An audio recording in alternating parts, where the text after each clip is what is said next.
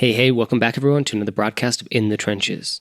I'm your host, Tom Morcus, and today I sit down with Steve Chou, who's the founder of mywifequitherjob.com. I brought Steve on the call today to talk about that website and how he founded it, which, as you can tell by the name, is about his wife getting to that point where she could quit her job, and they did that by replacing her income with a side hustle project, basically. She started a linen company. They did it together, and they were able to replace her salary within about 1 to 2 years of starting that business. And so Steve is really interesting kind of foundation in niche businesses, in traffic and lead generation, and in marketing and sales, physical products and digital products. And so I brought him on the call today to talk about that, to zoom in on what's working right now for him with his e-course sales and his physical product sales and what's working in the e-com space and also just digital product space, and to find out, what's not working so well and see if there's some things we can extract. And my big takeaway was that there are a couple things that I'm actually now testing and trying out that, in the past I haven't had great results with, specifically Facebook Messenger bot and that chatting function. But I'm going to be testing that out now because Steve had some really interesting statistics and things to share about that. So anyway, my hope is that you guys can take away something useful for your business or just your life in general. And I think you're really going to like today's interview. So without further ado, let's get to it. So Steve, I want to start with how you actually got into the blogging space in the first place. And then I want to dive into some of the cool things you're doing with My Wife Quit Her Job and this other kind of, we'll say Shark Tank style-esque series that you're running right now. But before we get to all that cool stuff, where did this begin? It actually started with my e-commerce store. We had that up and running for a couple of years before I even started blogging. The backstory for the e-commerce store was my wife, she wanted to quit her job in order to raise our first child when she became pregnant. And where we live in the Silicon Valley, I'm not sure if you're familiar with this area, Tom, but it's expensive. And so she was making 6 figures at the time. And so we kind of looked for different ways to make money online so that she could stay at home. We kind of stumbled upon e-commerce, started that store, ended up making 6 figures in profit in our first year. And then all of a sudden, all my friends started asking me about how we did it and that sort of thing. And that's when I decided to just kind of document our journey over at mywifequitherjob.com. And it turns out what ended up happening is my friends actually did not read the blog, and then just random people started reading it. And it just started building an audience over time. And fast forward to today, it's a pretty big blog. It's got a large following, and I teach a training course on e-commerce now. Yeah, and you've been able to grow this pretty substantially. Like, with My Wife Quit Her Job, I know you've published like income reports. And so you eventually, after several years, you got to, or if I understand this correctly, earning 7 figures from that blog itself. That is correct. Yes, it took a while. And in fact, just so we don't overblow things, like the first 3 years were hurting, right? I didn't make that much money the first 3 years, but after that third year, I was doing 6 figures, and then it just grew exponentially from there. What was it that was it growing? Was it new products? Was it just kind of like, obviously there's a compound effect of just like being the person who exists online and continue to produce good content and building that track record, like all that compounds and get you more traffic and more exposure. But in terms of like where you saw like kind of that consistent growth on sales, what was that from? Was it from courses, products, affiliates? Like, kind of break that down for us. So that's a great question. So one, like the traffic increased dramatically. I started going to events, started meeting people, started working together, doing kind of collabs with other people that grew my traffic, both SEO wise as well as referral. Then another thing that I did, like to get that first 6 figures, was I looked for posts that were getting all this traffic, and a lot of them, they didn't have any affiliate offers associated with them. They were just using advertising. So for those posts that were high traffic, I tried to find an affiliate offer that matched the post. And then I took off ads off that and then just, added a whole bunch of affiliate links. And then the third thing was I introduced my class, which was the biggest moneymaker out of the 3. And so it was the combination of those 3 things that allowed me to kind of catapult over to 7 figures. Got it. And so on that front, I'm kind of curious, when you kind of found the highest ranked, highest trafficked, blog posts, we'll say, you looked for, well, what could I add in here as kind of an affiliate or be an affiliate of for something that would be relevant to this blog post? Having now done that and kind of reached these numbers, which are significant. So I think that's why it's so interesting to kind of dive into this. What did you see? Were there any things that you found that were like that worked really well when it came to those types of affiliate offers versus like Was there anything you put out there that you thought would like totally crush it and it just, you updated it and nothing really happened with that one, but this other affiliate like you put in over here, like really surprised you? Was there anything like that? Any learning lessons from the affiliate side of what you do? Yeah, I mean, I've learned a couple lessons. So in the beginning, when I was just really excited to make money, I kind of just went on like Commission Junction and just looked for companies that I had never used, just kind of put it on the post. And it turns out that there was a couple of cases where I referred like services that actually weren't that great. So I put an end to that. And I implemented a rule where I actually have to be using the tool, or one of my close colleagues is using the tool before I start promoting it on a post. There's other cases where I tried to wedge in a product that really didn't fit. And so these days when I do affiliate marketing, I kind of do my keyword research. And a lot of times what I'll do is I'll write a post specifically with the intention of promoting an affiliate offer. And that generally works a whole lot better. But that seems kind of complex. Can you give me the breakdown kind of overview, like of how, so let's just say you do find like a term or something like that, like, or a phrase, like where do you even go from that? Yeah, like, how do you it's actually really easy. I'll just give you a couple of Yeah. examples. So for example, I'm in the e-commerce space, and it turns out a lot of people are looking for e-commerce tool reviews, right? And so I'll just go in and I'll just look at some of these tools, and I'll use a tool like Ahrefs to tell me what people are searching for. So just as an example, a lot of people recently were looking for Shopify pricing because they just came out with their new Plus product and there's no pricing listed on their site. And so people were looking for that information. And so I just wrote a post that outlined all the costs of Shopify. And I used Shopify, I referred to my students. And so that was actually pretty low-hanging fruit and a relatively easy post to rank for those keywords. Super fascinating. Yeah, I was just checking out the blog and I see you kind of doing that. I guess I can see kind of now that you describe that, like it makes sense to me. So you're also looking then for things that are like kind of current too, like even kind of trending. Is that right? Like when you think about that kind of. Yeah, I mean, affiliate revenue is not like my major moneymaker, but what I've found is that affiliate money is just so easy. You don't have to do any customer support or anything. Mm-hmm. And these days, when I write a blog post, usually I will just be very deliberate about what I'm writing about to make sure that I can get some search traffic out of it. And I also make sure that I just don't only post those affiliate posts. You have to incorporate some of your own personal stories as well. So I want to shift over directions to some of this other cool stuff you're doing on the content side of things. Because this is where it gets my creative juices flowing when I see guys like you kind of doing this kind of stuff. But I know when we spoke, at the time when we spoke last, you were running a Shark Tank style kind of online event, which I thought sounded so cool. When this episode is actually published, I think the winners will have already been announced. But take me through like the genesis of that idea, what it is, so people get some context, right? So they know what I'm even talking about, and then let's dive into that. I'm kind of curious how that all worked out for you. Sure.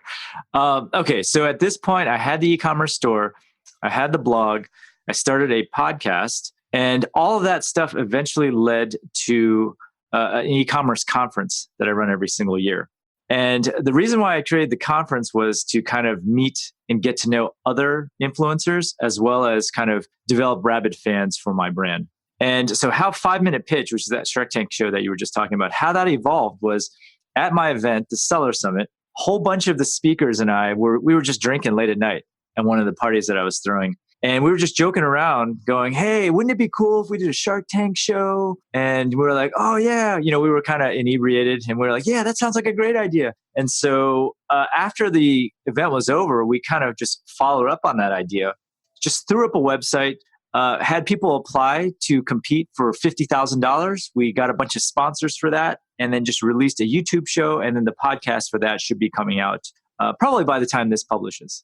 What was your takeaway from doing something like this? What's been the reaction? What have you thought about it too? It's been a whole lot of fun. And we actually filmed the finals already. It was immensely rewarding to actually deliver that $50,000 check. And we're also going to be doing mentoring. And so as part of that mentoring, that has actually created a lot of awesome content for both my blog and my podcast as well. So all in all, it was a win-win. Monetary wise, we actually didn't make that much money because the sponsorships basically covered the cost of production, which is actually quite expensive. But overall, it was a very positive experience. We actually had guest judges like Pat Flynn, Drew Sanaki, Michael Stelzner come on to be guest judges. And so we got a chance to get to know a lot of other influencers as well during the course of filming that show. Okay, so where do you see it going from here? Are you going to do another season? Is the juice worth the squeeze, even if it was just kind of a break-even thing for you at this point? Yeah, I think it's one of those projects that you have to do for like 3 to 4 years to see the benefits.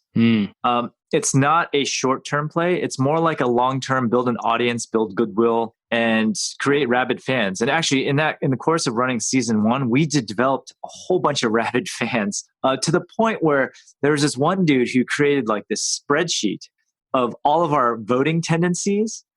And like he developed all these probabilities of, who was going to be in the finals and that sort of thing. It was all really intense and really cool.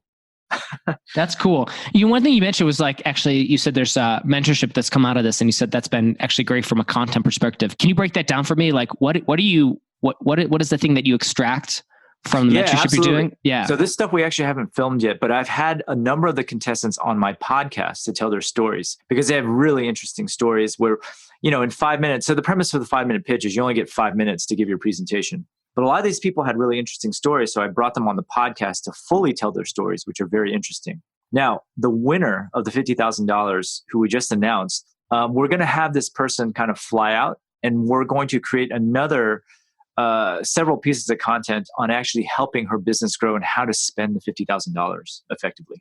Interesting. And so it's obviously it's being repurposed then, or published as a podcast. Additionally, in terms of like additional content for, say, the blog, how do you extract information from, say, the people you're mentoring, and turn those into, say, I don't know if you do, or maybe what we're going to do, we're actually going to film those on video. Okay, and those are going to go on the same channel. And then the podcast, we're just taking all the episodes and just dropping the audio all in one fell swoop, and we're going to promote the heck out of that when it gets released. Gotcha. Okay, cool. Interesting. So what else you guys like? I'm curious that now that you've been doing this for a while, obviously the blog is still going well. You're in the e-commerce space. What are you seeing that's like working right now? And are there any things that are like that really kind of don't work well that people are? This could be. I'm coming at this from the perspective of kind of marketing, generating traffic or sales for whatever you're selling online. But like for a blogger.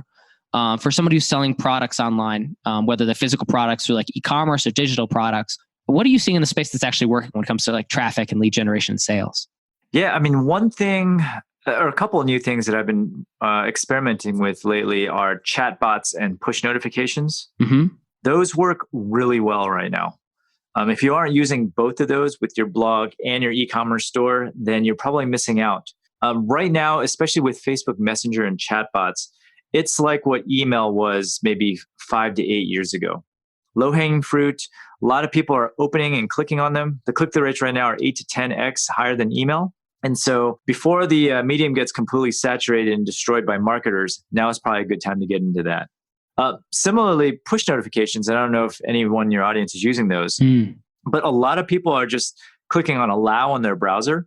And so that gives you the ability to send marketing messages directly to someone's browser or directly to someone's mobile phone. And the click-through rates are that on push notifications are actually a lot higher than email as well. It's like instant gratification. It is extremely inexpensive to run these, and they're just working really well right now. Okay, so two questions on those. The first one on the push notifications, is there a specific piece of software you use? Do you pay for that? Is it free? How do you get that hooked up? Yeah, so I use 2 different pieces of software. For the blog, I'm using Push Crew, which is just a very basic, you can do a simple autoresponder and you can just push out notifications. For the e-commerce store, I'm using a tool called Visory. And that actually tracks the exact products that people are looking at in my store, so that in the event that they don't check out, they actually get a push notification with a picture of the exact product they're looking at, along with a link that takes them directly to checkout with that product. Interesting. So would they only get that push notification if they're on the site? Or they get their push notification if they're opted in and they've looked at a product or started checkout of a product, but did not complete the purchase. But they could be on any page, or they could be on a different website. They can be on any page. Oh yeah, they can be on any website to get the push notification. Interesting. To trigger the push notification, they have to be on a product. And on my site, I'm passing all this information over to Visory so they know exactly what someone is looking at on my site at any given time.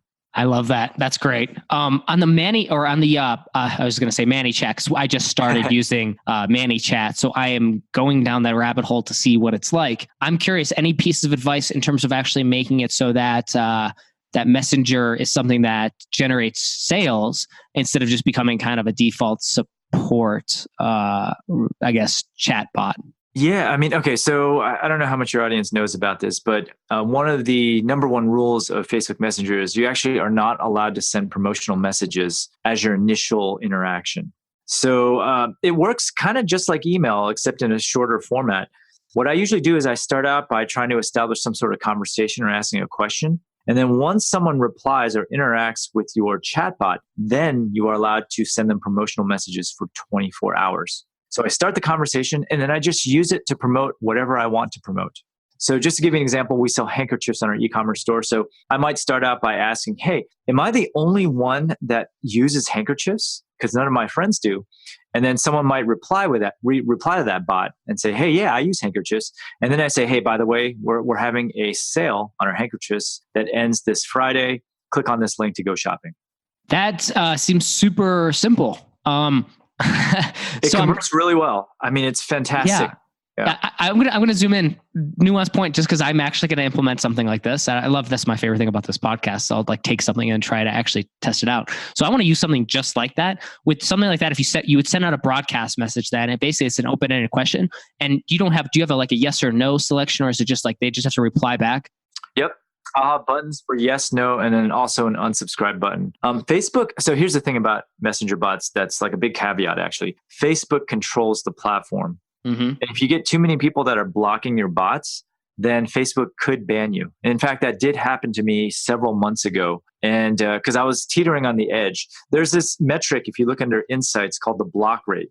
If that exceeds 3%, you could be in danger of getting banned. So there's a fine line of sending too much versus what you send. So if people want your content that you're sending out, and you keep that block rate low, then yes, by all means, you could continue sending whatever you're sending. Even if you're trying to establish like a conversation, or if you're not being promotional and your block rate gets really high, you still run the danger of getting banned. Okay, good to know. Good to know. On that front too, gosh, what was going to ask about this? Well, okay, so if you're running these, that's actually very helpful kind of overview. How do you? Well, if it's working so well, like in terms of like opens versus like email, and what you're describing to me sounds like really, really compelling. So I do want to get this working correctly. Are you doing any sort of like campaigns to get people to opt in to your Messenger bot or anything like that? Like how are you getting people to the Messenger bot itself? Absolutely. So there's a number of ways to do it. One is through the live chat widget on your site. And I think that's where you're going at when you're talking about support, right? Mm-hmm. Mm-hmm. That works really well. The other way I do it is, so ever since I got banned, I always go for an email first now, just because no one can ever ban you from email. So I'll get someone on my email list first, and then immediately after they opt in, I'll present them with another offer of free content, but they have to grab it through Messenger. Also, within my email autoresponder sequence, I'll actually periodically send them to Messenger to obtain pieces of content. Interesting. Okay. And are you doing paid traffic to that? Yes, actually, I have paid traffic. So here's another. I'm doing all these things simultaneously, but for paid traffic, what I usually do is I'll find a post that has done really well organically on Facebook, and then I'll run a Messenger ad to that where they actually have to go through Messenger to get to the post. Interesting. I haven't messed with any of that. How do you like that? Like in terms of like Facebook advertising, like, cause the old method, I don't know, it's gotten so expensive. Is the Messenger a reasonable place really to run cheap. ads? It's anywhere between 50 cents to $1 per Messenger subscriber. Whereas I think I was paying like $2 to $3 per email, and Messenger just works like 8x better right now. This is right now. Sure. And is that primarily in the e-commerce space that you're seeing that work really well? So those I'm primarily using for the blog with the blog posts. For the e-commerce store, I'm doing something a little differently. For the e-commerce store, I'm just trying to get someone to reply. So that remember that question I just asked, like, am I the only one who uses handkerchiefs anymore? And then I say, hey, send me a message with your reply and I'll send you a special offer. And so people will say, hey, I love hankies. And then that'll take them to Messenger where they will all say, hey, type in this special word and I'll give you a coupon off our products. And are these things you can kind of set up and then they can be automated and just rocking and rolling? You set it up once and you just let them run. Another way I'm doing it for my e-commerce store. Sorry, I'm switching back and forth because the strategies are different, right? Yeah. For the e-commerce store, I also have this spin to win pop-up where people can win valuable prizes in our store. And so what they'll do is they'll enter their email in to spin this wheel, but then I'll force them to redeem the actual coupon via Messenger. I like that. That makes a lot of sense. So I'm trying to get both, you know? That makes sense. Interesting. Okay, cool.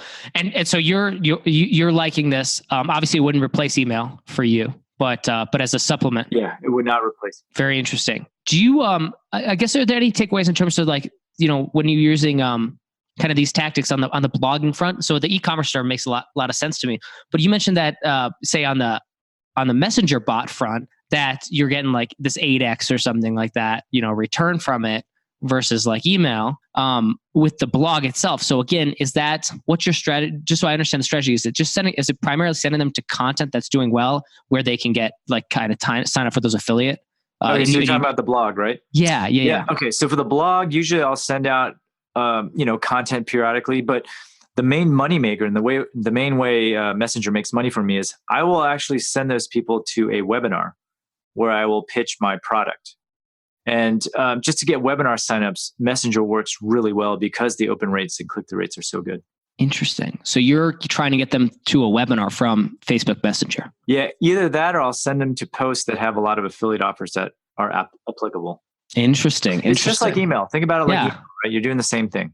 Yeah, no. I'm working on this right now, so I'm starting to wrap my head around it. Hopefully, people who are listening to this have enough context where this is helpful. I believe they will, because I like to always go at it from the most ground floor, basic level, and I don't think we skipped anything too critical. I think that is a good way to think about it. I have played around with it enough where I can kind of piece of the puzzle together right now. Thinking about how I could do it better, because that's the thing. I'm like, I see this, I see the ability to do something with this, but it's a little foreign to me because I am so used to email marketing. And I'm like, well, in this little space on somebody's phone, how do what's the best way to interact and communicate? But it sounds like take the same model that you might be using for email marketing.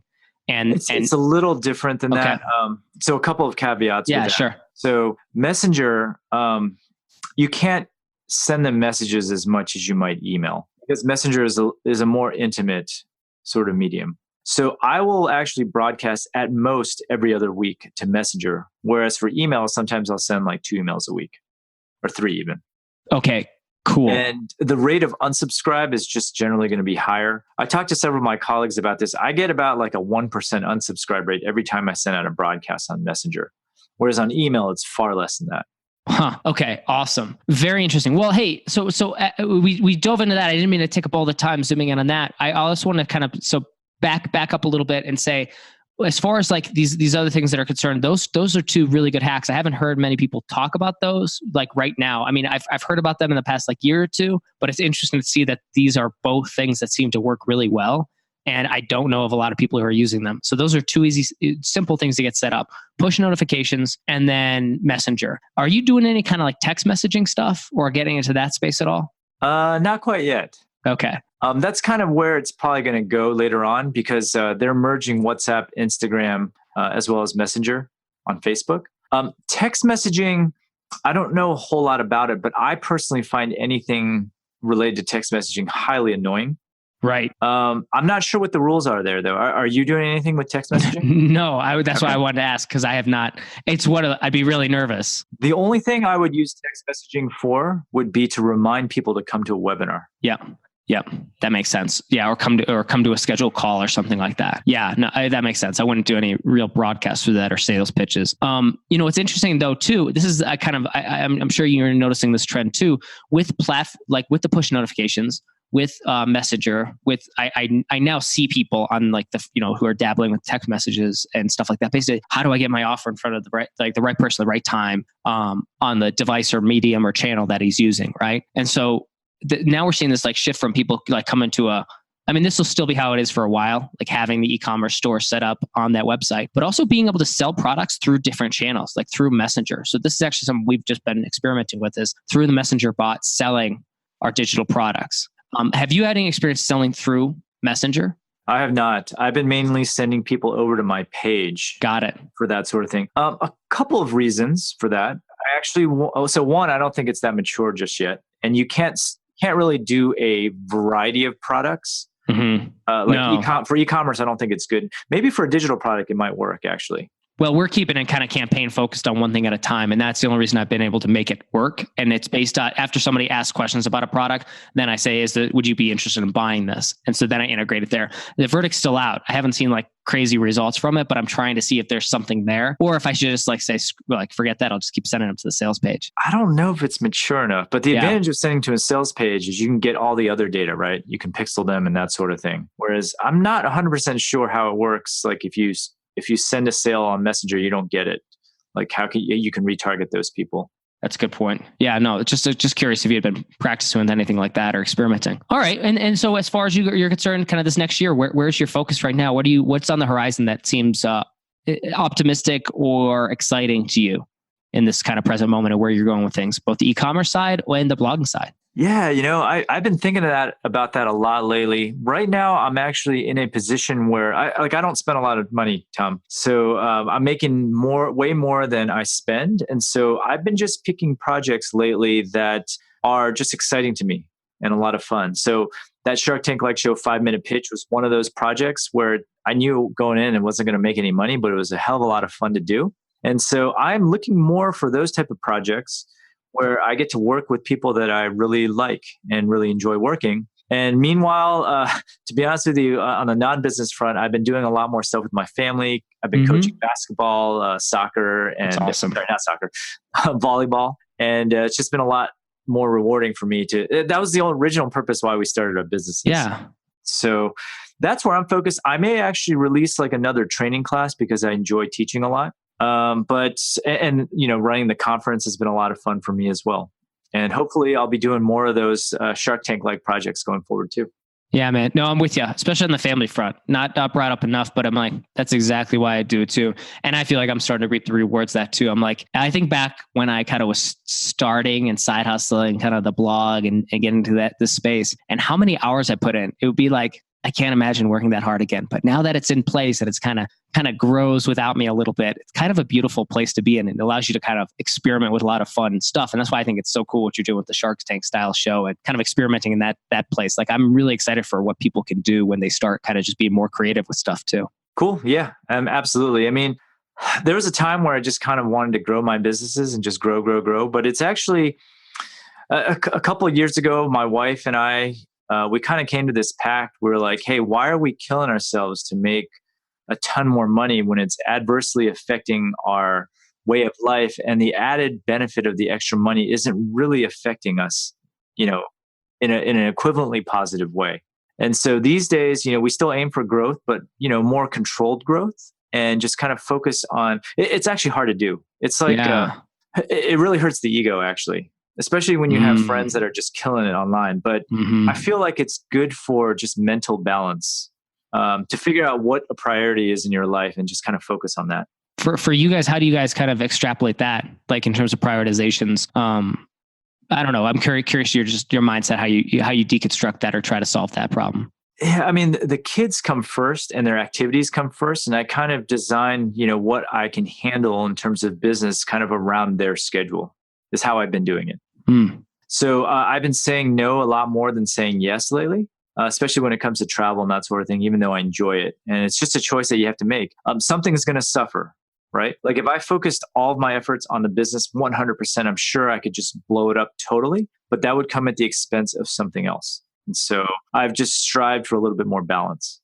That makes sense. Awesome. Well, Steve, hey man, it's always a pleasure catching up with you, having these conversations. Very enlightening. I highly recommend your work to everybody I talk to. For those who are listening, where's the best place they can reach out to connect with you and learn more about what you're doing and maybe check out those programs you have? Yeah, the best place to reach me is over at mywifequitterjob.com. If you're interested in e-commerce, right on the front page there, I offer a free 6-day mini course. That mini course is actually for beginners, and there's actually a separate track for advanced users where we talk about all the stuff we talked about today in a little bit more depth.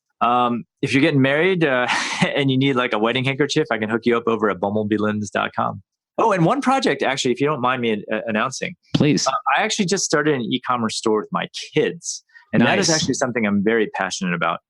It is called kidincharge.com. We are selling entrepreneurship t-shirts. And the whole backstory for that is we're trying to convince parents to get their kids started early with entrepreneurship so they don't have to depend on, finding a job once they finish college, or in case they don't even want to go to college for that matter. Amen. I love that. And the way we're promoting that is we're starting a YouTube channel. My kids are great on video. We filmed a bunch of them, and we're going to build a following that way. Dude, I love it. Well, I'll make sure that's listed in the show notes as well. And I'll have to pick up a tea. My son's like two and a half, and already enjoys coming into podcast with me. So that's awesome. I'm starting early. So I agree. I love the idea, man. That's very cool. I'm glad you're doing that.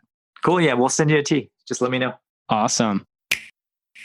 Are you trying to grow your online business, but struggling to get new customers consistently and predictably? Are you tired of working nonstop only to see your income plateau?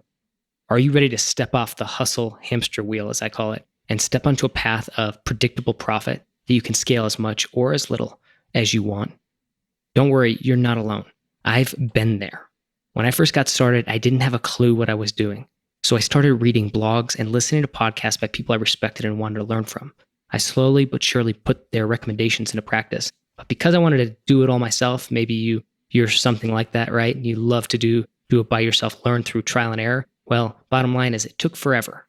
Results were unpredictable when I was first getting started. I wasn't sure where to spend my time, money, and energy, and shiny penny syndrome got the best of me on more than one occasion. For many entrepreneurs, the amount I sacrificed, working literally nonstop in some cases in my spare time, and 12 and 14-hour days routinely after going full-time, combined with the endless fog of war, aka that uncertainty that I had to deal with at all times because I was going it alone, I think that would have been enough for most entrepreneurs to throw in the towel. But I was persistent, focused, and I stayed humble. Day after day, I worked to grow the traffic to my website, increase my list of subscribers, and generate a healthy living for my ebooks, e-courses, and other digital products. At least that was the goal. But maybe more important than the work was that I paid attention to what I was doing, including what worked and what didn't. Eventually, I discovered a predictable pattern of growth. And so what I did was I just doubled down on those things, and I scrapped or sidelined the other things that weren't working so well. Finally, 2 years after resigning my commission as a captain in the Army and going full-time on my online business front with my blog, with my podcast, etc., I replaced my income with digital product income. 2 years. And so if that's where it stopped, I would have been happy with it. I would have been happy with the results. I wouldn't have complained. I would have been very content just replacing my income.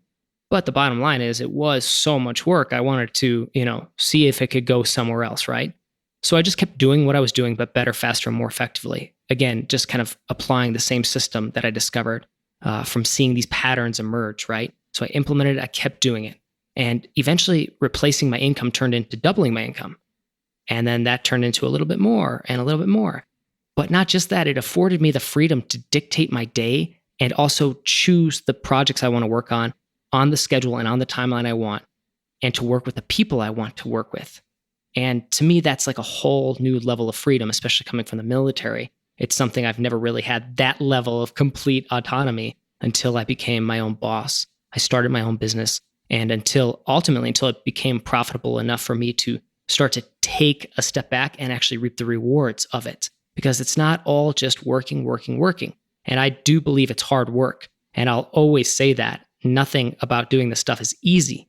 But at the same time, you've got to reap the rewards at some point and take some of that profit, even if you're just reinvesting it into new assets and things like that. Bottom line is, it can't just be work, right? Entrepreneurship and business is about that result that occurs, the value you've created and the profit, that piece of value that you've captured, okay?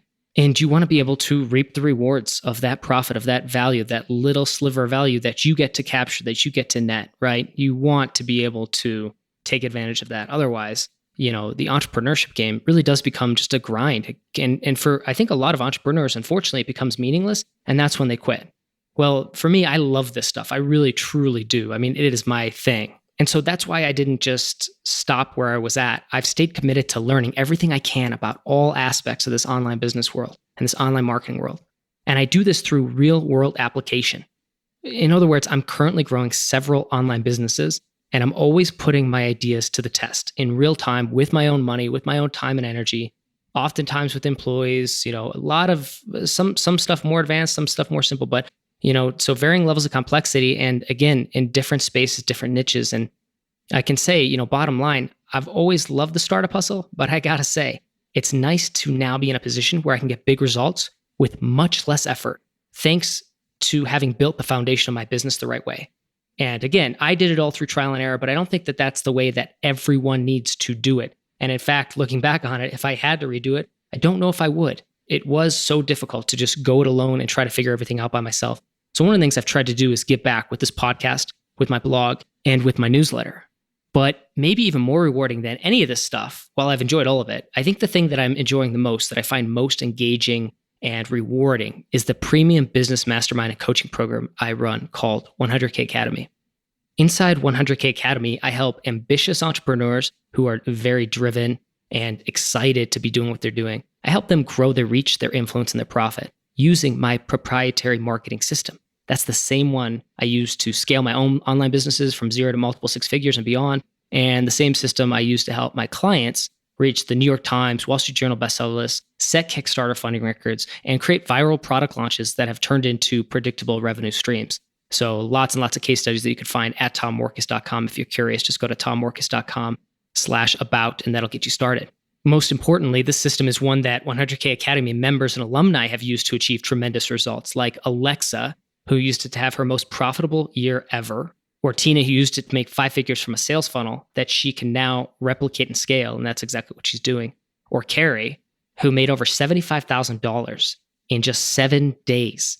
And the crazy part about his story was that his online business was actually a side hustle up until that first profitable launch, which he has then been able to grow and scale. And he subsequently quit his job following that very successful week. And I think that that has been just a game changer for Carrie and the life he's living, the work he gets to do, and the impact he gets to make on the world because of the great work he's doing now, because he was able to figure out a system that would get him the targeted traffic, the subscribers, the sales to grow a profitable online business.